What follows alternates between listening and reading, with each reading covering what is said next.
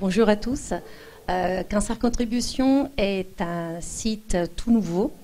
Il vient de naître. Aujourd'hui, c'est son 3e anniversaire du mois. Et c'est un site participatif qui est né de différents constats. Donc le premier c'était effectivement que le cancer est une maladie qui a un impact social extrêmement important et qui ne va pas se réduire dans le futur. Et que deuxièmement, les malades, à partir des années 90, ont pris toujours plus de place dans la réflexion sur le système de santé dédié au cancer. Donc à partir des états généraux des malades de 98, ils ont été force de proposition pour le premier plan cancer, pour le deuxième plan cancer. Mais c'est surtout avec la diffusion des nouvelles technologies que la parole des malades a vraiment acquis une expression importante. Et à partir de ces constats, pour nous, pour le pôle citoyen de Cancer Campus, dont je m'occupe, ça a été une évidence de se dire que la parole des malades au sein des nouvelles technologies, donc d'Internet, ne peut pas rester qu'une parole d'échange et d'un partage émotionnel, mais que peut devenir vraiment une parole experte, telle qu'elle est la parole des patients, et qu'elle peut contribuer à la réflexion sur les pistes d'évolution du système de santé.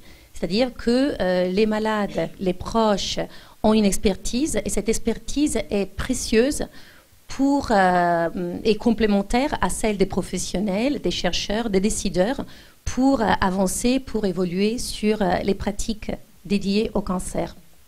Donc, à partir de là, voilà, ça a été la construction de ce site.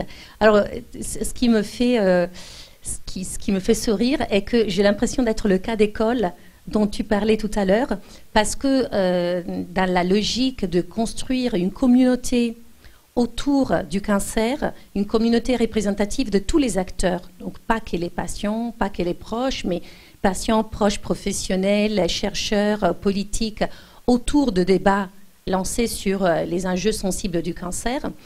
On a décidé, c'était le pari, on s'est dit, voilà, on commence très doucement.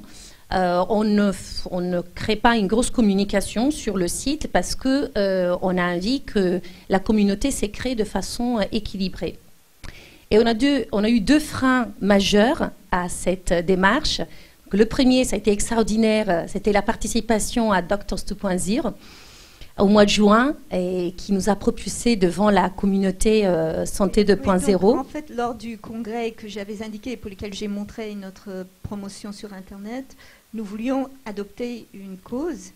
Et un jour, je ne sais pas si tu m'avais appelé ou j'ai réalisé que tu avais donc Cancer Contribution, j'ai voulu que ça soit notre cause et c'était l'idéal. Il y avait beaucoup de journalistes et 400 personnes. Donc voilà. C'était avant l'ouverture.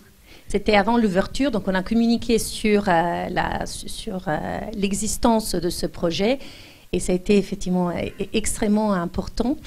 Et le deuxième élément, ce sont justement les réseaux sociaux. C'est-à-dire que Cancer Contribution demande une participation très réfléchie de la part des internautes, parce que c'est dans le but d'arriver à réfléchir sur les pratiques et donc de créer une nouvelle science autour du cancer, une science de pratique.